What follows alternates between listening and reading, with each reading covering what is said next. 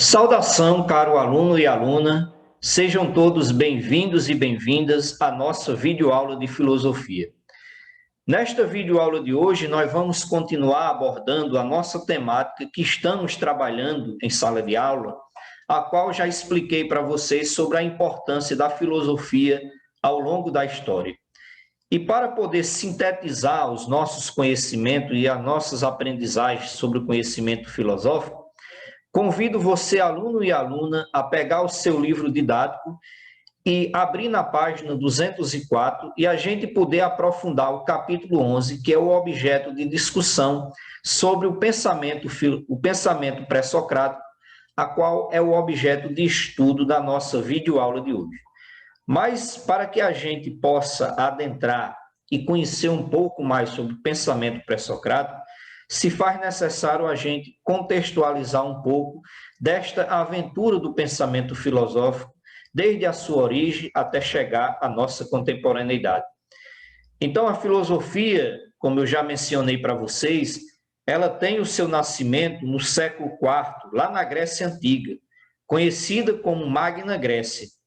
Mas a filosofia ela não nasce propriamente na Grécia, e sim em uma de suas colônias chamada Jônia, que é hoje a atual Turquia, aonde o desenvolvimento do pensamento filosófico ele tem a sua nascente e vai promover uma ruptura com a mitologia que predominava na época.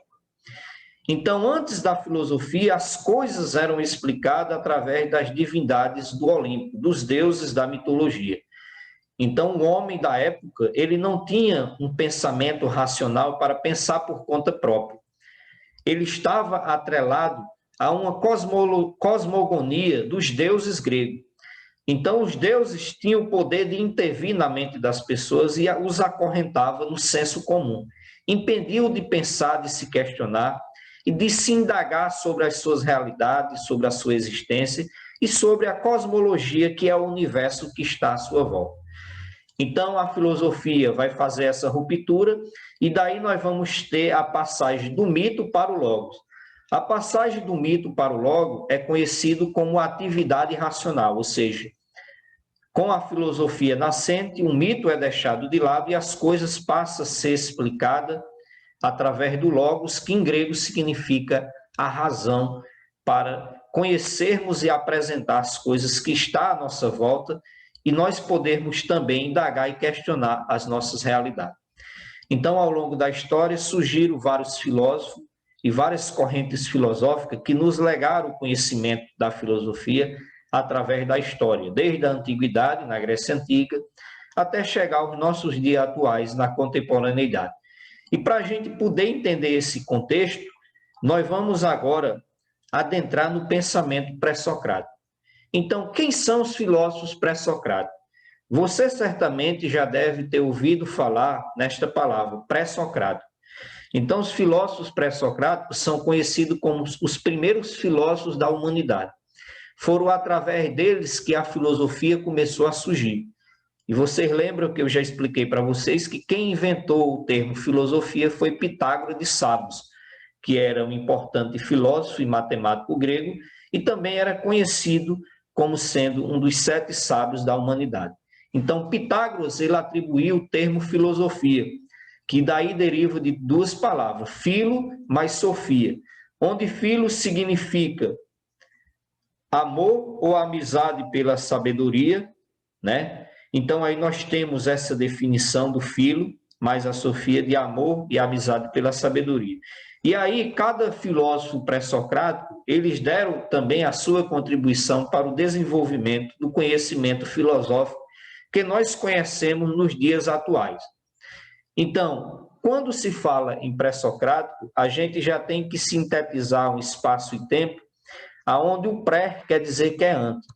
Então, os pré-socráticos são conhecidos como aqueles filósofos da natureza, da física, a qual eles tinham a causa de investigação na física através da arqué, e eles são os filósofos que vieram anterior a Sócrates. Aí depois deles vieram Sócrates, que também é um dos importantes filósofos, que tem grandes relevâncias de temáticas para o estudo da filosofia, e os pré-socráticos, eles buscavam entender a física, que é a natureza, e procurar o elemento primordial, ou seja, a arqué de todas as coisas que existem na sociedade. Então, vamos iniciar nossas discussões com o pensamento pré-socrático. Iniciemos essa viagem pelo tempo, investigando como a consciência racional começou a suplantar a consciência mítica na Grécia Antiga e engendrou essa aventura do pensamento, a filosofia da qual derivaram todas as ciências. Então, a filosofia, ela serviu de base para a construção de outras ciências. Tudo o que nós conhecemos hoje de ciência na sociedade e toda benfeitoria, nós devemos aos gregos antigos, porque foi com eles que começaram toda essa gama de conhecimento, de investigações e de descoberta. E com os pré-socráticos não foram diferentes, porque eles também, além de ser filósofos, também eram cientistas, porque eles investigavam a física e a natureza e buscavam a arqué e o princípio de toda existência. Quem foram os principais atores deste processo inaugural? O que eles buscavam? O que encontraram? É o que nós iremos ver daqui a pouco. Quais eram os objetos de estudo dos pré-socráticos, o que eles buscavam, o que desenvolveram na época e o que deixaram de contribuição para o pensamento filosófico.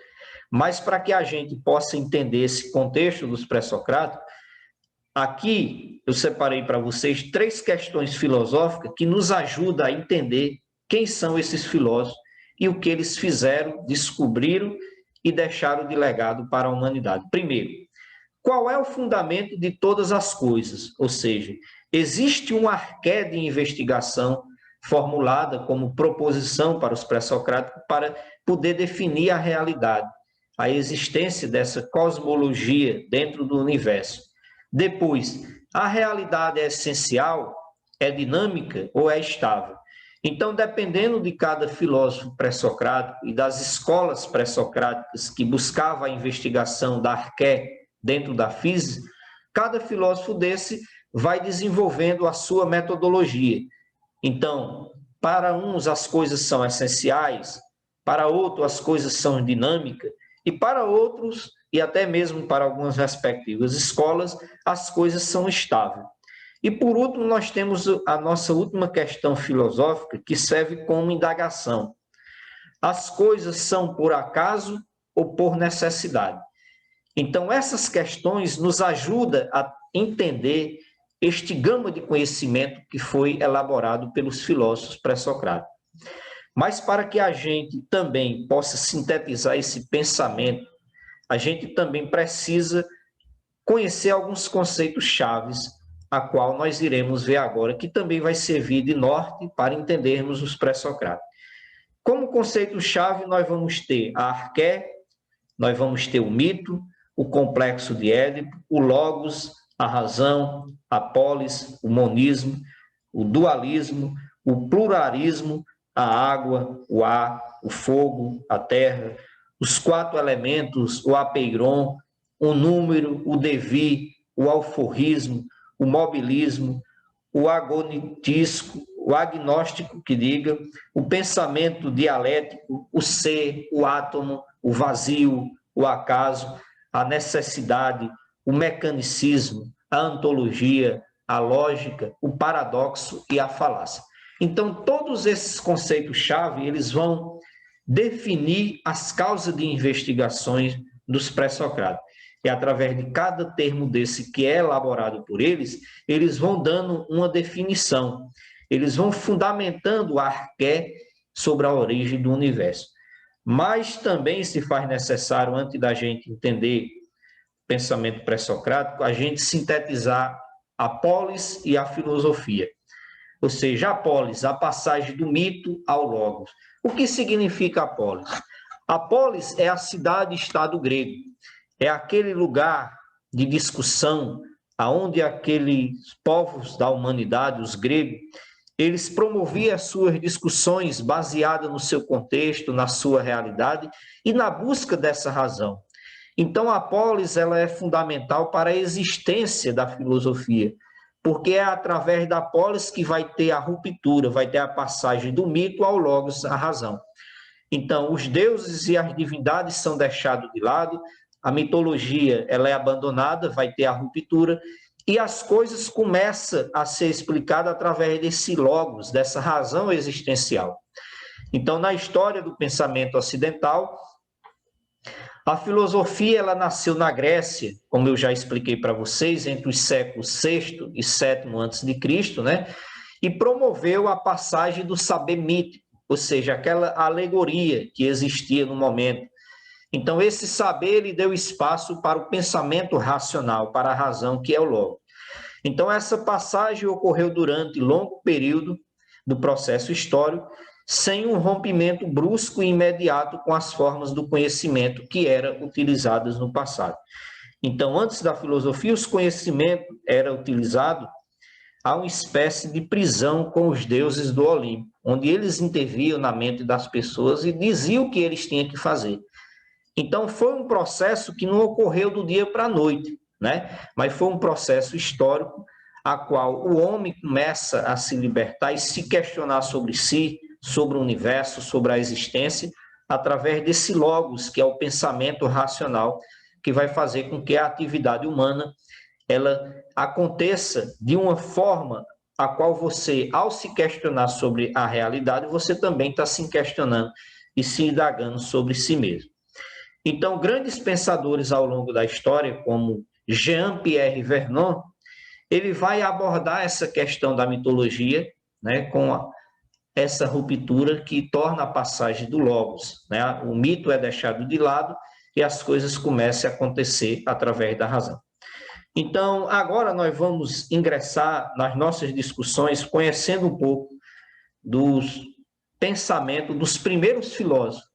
Os pré-socráticos, eles são conhecidos como os primeiros filósofos, ou seja, os filósofos da physis, da natureza, que tem sua causa de investigação na arqué, que é o princípio da existência de alguma coisa. Então, quem são os pré-socráticos, os primeiros filósofos? De acordo com a tradição histórica, a fase inaugural da filosofia grega é conhecida como o período pré-socrático, isto é, como eu já mencionei para vocês, anterior a Sócrates ou a sua filosofia.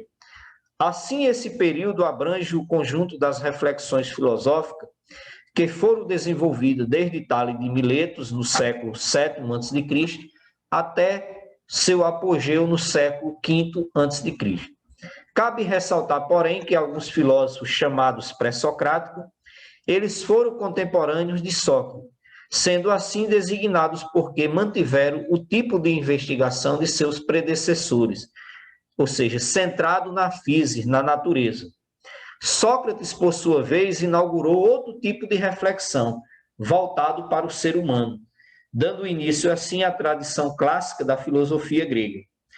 É difícil compreender o pensamento do período pré-socrático em toda a sua dimensão, pois são poucos os escritos encontrados de seus pensadores, e até mesmo suas datas de nascimento e morte são incertas. Então, tudo que nós conhecemos sobre os pré-socráticos, nós conhecemos através de alguns fragmentos que eles deixaram ao longo da história e que os filósofos foram nos repassando, porque os pré-socráticos eles não deixaram nada escrito. E aqui, como eles vêm antes de Sócrates, né, são os primeiros filósofos que vêm antes de Sócrates, alguns deles, de algumas escolas, como nós veremos mais à frente, eles também foram contemporâneos de Sócrates, viveram juntamente com Sócrates na mesma realidade.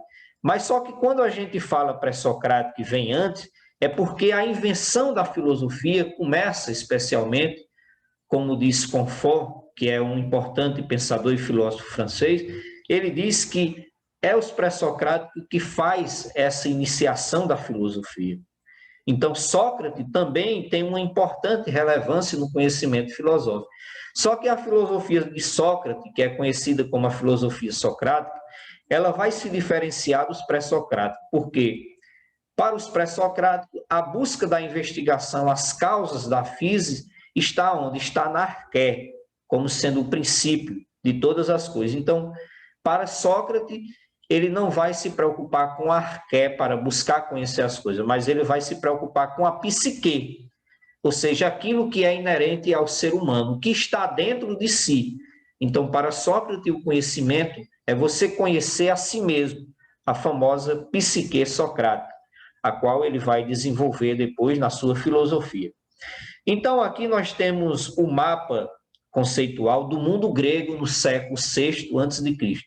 Como a Grécia Antiga, as suas colônias, em especial a Jônia, onde nasceu a filosofia, ela estava situada. Então, aqui a gente observa que temos aqui Tales de Mileto, Anaximandro e Anaximeno, que são os nossos primeiros filósofos, que diz respeito à invenção da filosofia e que nós iremos estudar hoje como sendo objeto de estudo da nossa videoaula.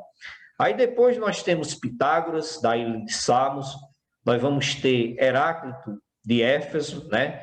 Nós vamos ter Sócrates, Platão, em Atenas, nós vamos ter Aristóteles, em Estagira, nós vamos ter Demócrito e Protágoras, em Abdera, nós vamos ter em Eléias, Parmênides e Zenão de Eleia, nós vamos ter em Empédocles, em Aerágas, e vamos ter Letine, nós vamos ter o filósofo Gorgias, que todos eles são os filósofos que viveram juntamente com Sócrates, Platão e Aristóteles.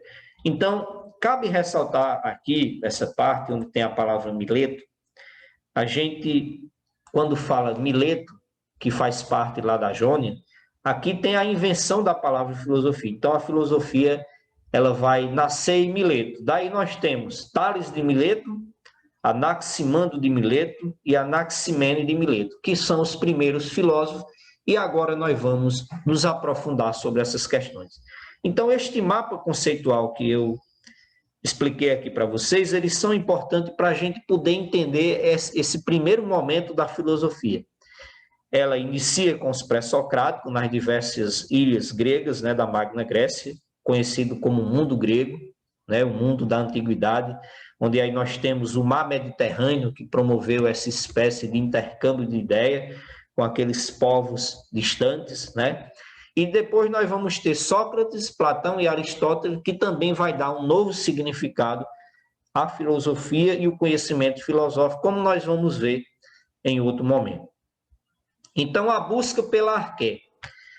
Dentre os objetos desses primeiros filósofos, destaca-se a construção de uma cosmologia.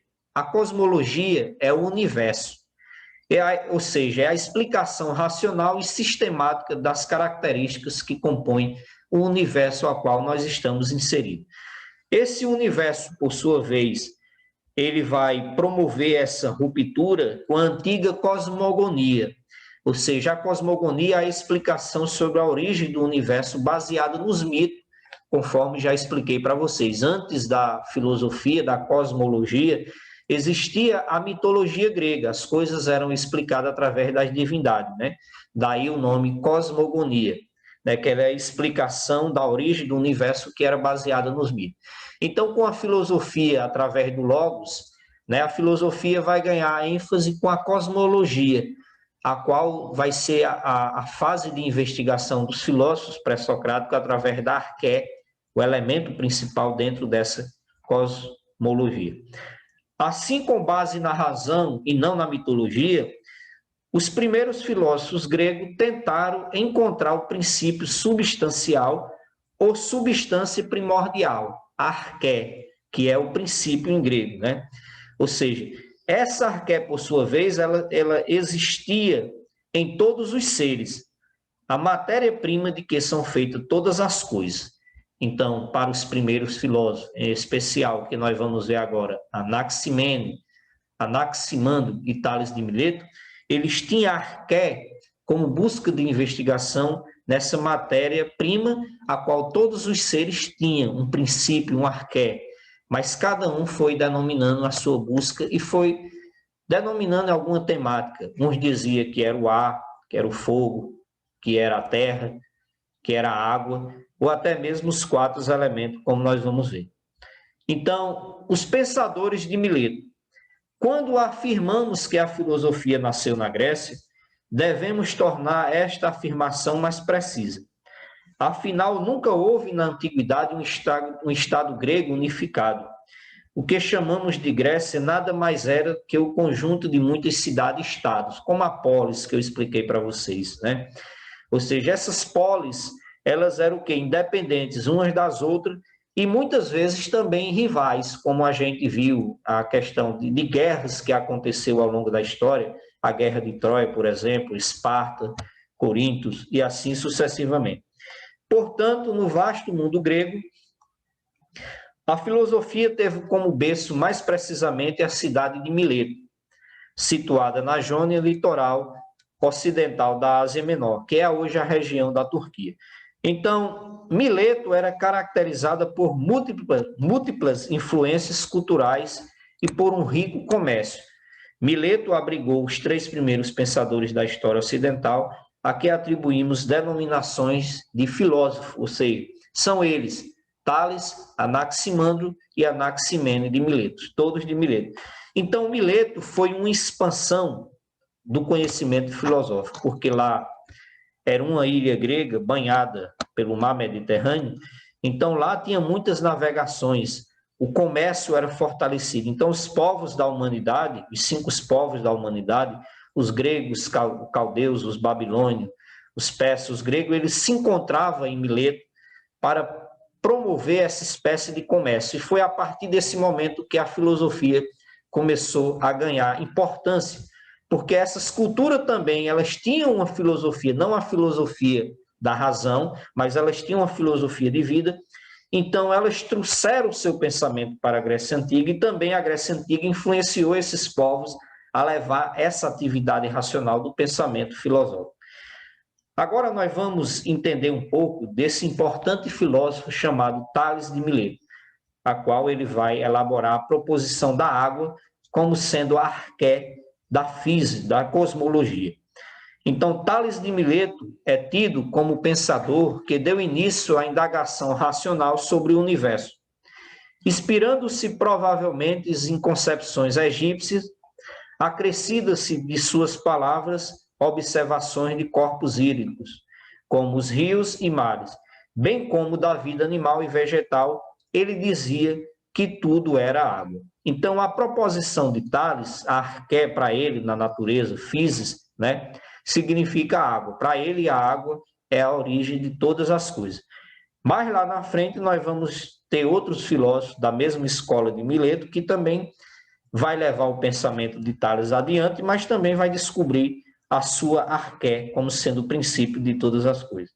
Assim, para Tales, a água pode permanecer basicamente a mesma em todas as transformações dos corpos. Apesar de assumir diferentes estados, ou seja, sólido, líquido e gasoso, seria a arqué a substância primordial, ou seja, a origem única de todas as coisas, que está presente em tudo aquilo que existe, né? Seja na humanidade como nessa substância, a água, a terra, o ar, o fogo. Então, a água ela vai promover essa rarefação, ela vai gerar todas as coisas. Como princípio vital, a água penetraria todos os seres, de tal maneira que tudo seria animado por ela. Isso quer dizer que tudo teria uma alma, isto é, a ânima, em latim, ou a psique em grego, que significa alma, que também Sócrates abordava essa questão e a gente vai conhecer mais lá na frente detalhadamente. E, ao mesmo tempo, tudo seria também divino, ou seja, cheio de deuses, né, conforme predominava aquela mentalidade da mitologia antiga. Pois não haveria separação entre o sagrado e o mundano. O universo seria uno e homogêneo. Então, essa substância, essa arqué, essa proposição elaborada por Tales, ela diz respeito àquilo que é uno e àquilo que é homogêneo. Apesar da simplicidade da afirmação de Tales a respeito da proposição água, e considerando que a água não representava para ele o mesmo que representava hoje para nós, pela primeira vez tentava-se explicar a multiplicidade da realidade de maneira sintética e simples, empregando um elemento natural e concreto que estaria visível para todos. Então, a água ela é esse elemento que tem uma multiplicidade, ou seja, ela é concreta, ela não é abstrata. A água, nós tocamos na água, nós sentimos a água, então nós vemos esse estado latente da água, nós vemos essa multiplicidade, porque a água ela está num processo de transformação contínuo, ela corre, ela não é abstrata, ela tem a sua permanência, porque ela está se movimentando, aliás, ela está se movimentando, ela não está permanente, mas ela vai ter uma multiplicidade que estará visível para todos nós, porque a água é uma proposição concreta e não abstrata. Era também a primeira concepção monista da filosofia, pois considera que tudo que existe pode ser reduzido a um princípio único ou realidade fundamental. Muitas outras concepções monistas surgiram depois. Então, o monismo dizia que tudo é um. Então, conforme a proposição elaborada por Tales de Mileto, da primeira escola de Mileto, ele também vai se aproximar do monismo, que é a doutrina do uno. Então, a água, para Tales de Mileto, ela faz parte do uno, ela é uma substância que vai gerir todas as outras coisas através dessa multiplicidade dos seres. Agora, nós vamos entender, depois da proposição de Tales de Mileto, nós vamos entender Anaximandro, que vai desenvolver o apeiron, que em grego significa o indeterminado.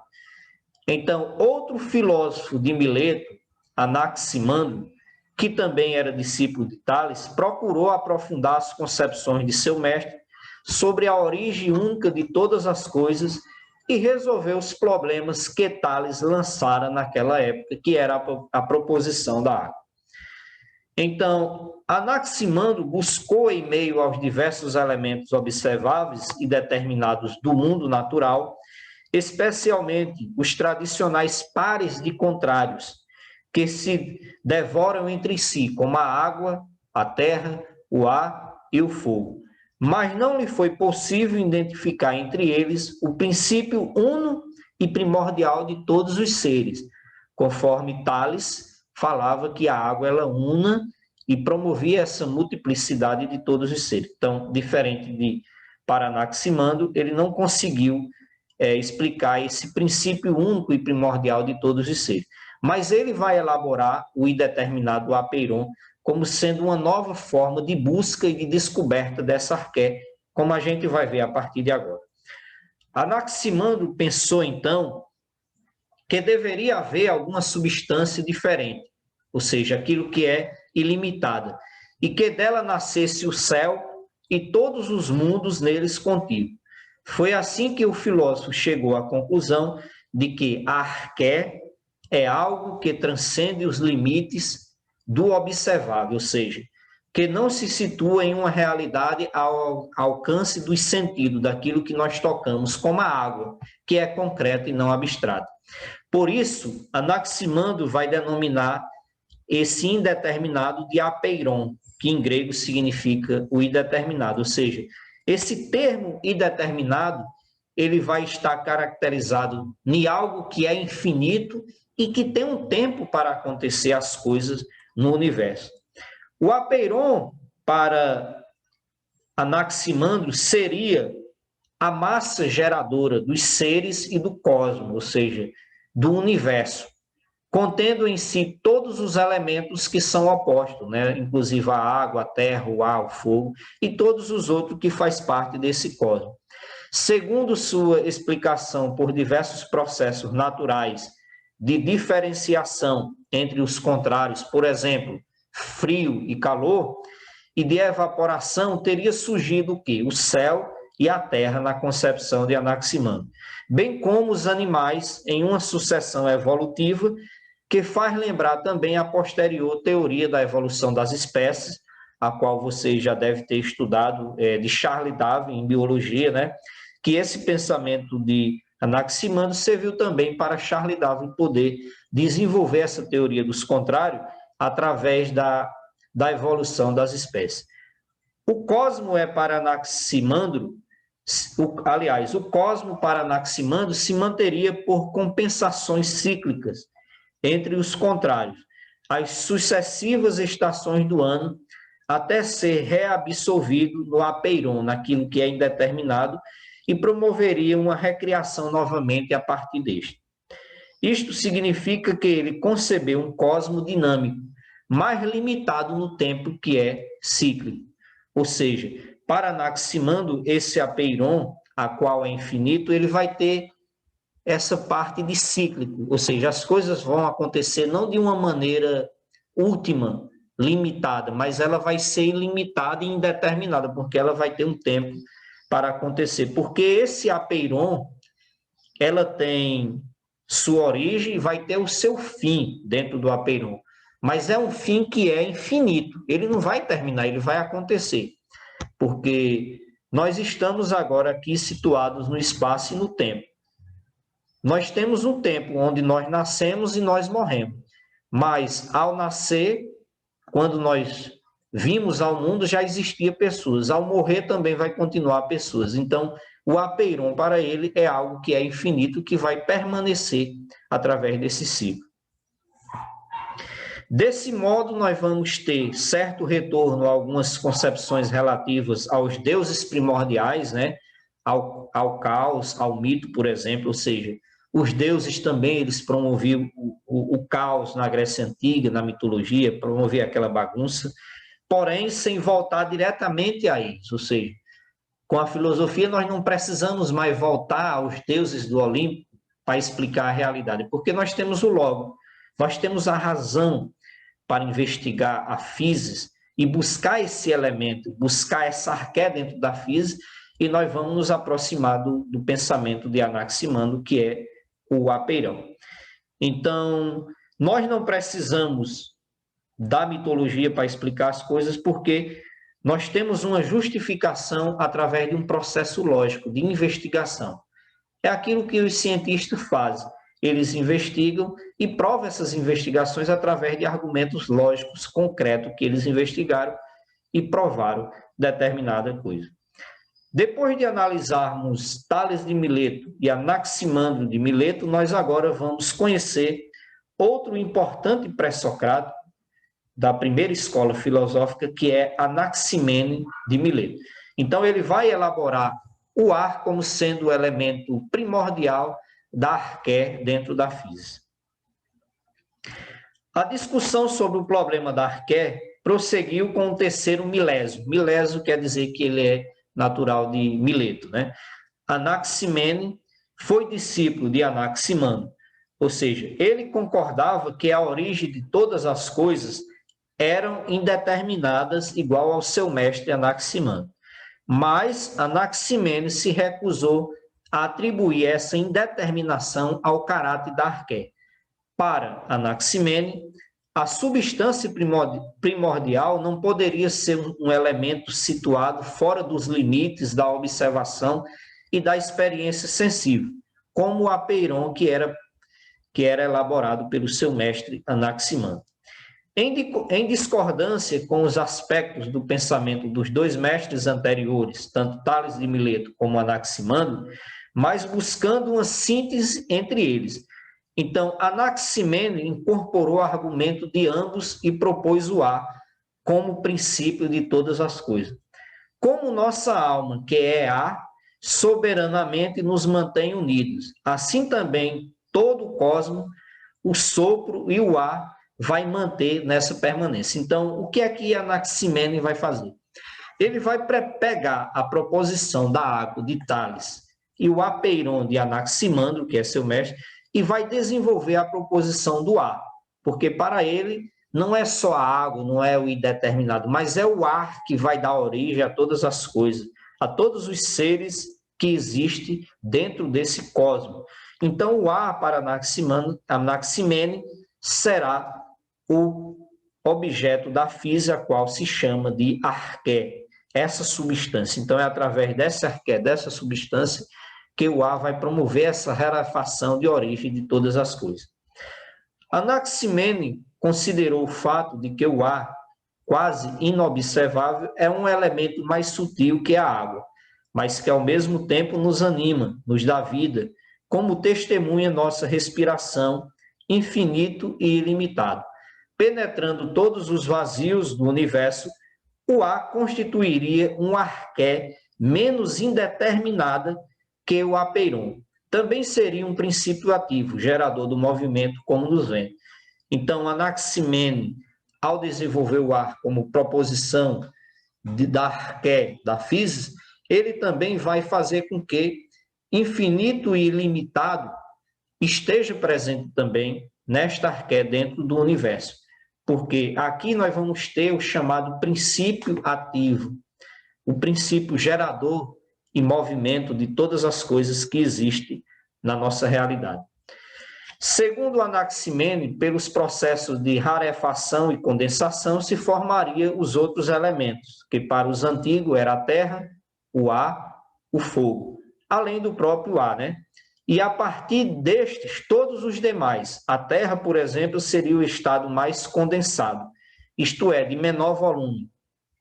O ar, enquanto o fogo, seria o mais rarefeito, ou seja, de maior volume do que a terra. Nascido do ar e movido por ele, o cosmos seria uma espécie de respiração gigante, né? Então, o cosmos ele vai ter essa respiração através desses movimentos que acontecem dessa substância e dessas proposições que foram elaboradas por Anaximene, né, como o ar. Então, através do ar, nós vamos ter a geração da terra, da água, do fogo e dos outros elementos, porque o ar ele vai gerar, através dessa rarefação e condensação proposta por Anaximene, todas as coisas que existem na natureza, que é a física. Então, caros alunos e alunas, esta foi a nossa videoaula de filosofia, a qual abordamos a temática dos filósofos pré-socráticos, aqueles que são os primeiros filósofos e que, propriamente dito, inventaram a filosofia e elaboraram questões de investigação dentro da física, dentro da natureza, através de suas proposições de busca da arqué como elemento ou substância primordial de origem de todas as coisas. Então, hoje nós estudamos Tales de Mileto, né? Estudamos Anaximandro e Anaximene de Mileto, que são os primeiros filósofos que compõem a escola filosófica de Mileto. Espero que vocês tenham gostado da nossa videoaula de hoje. Peço e solicito que vocês façam novamente uma releitura do que nós abordamos hoje, desses três importantes filósofos, tanto Tales como Anaximandro e Anaximene, para a gente poder, na próxima aula, conhecer outros importantes filósofos pré-socráticos que deram também a sua contribuição para o pensamento filosófico ao longo da história. Desde já agradeço por mais uma videoaula com vocês, desejo um forte abraço a todos e bons estudos para vocês.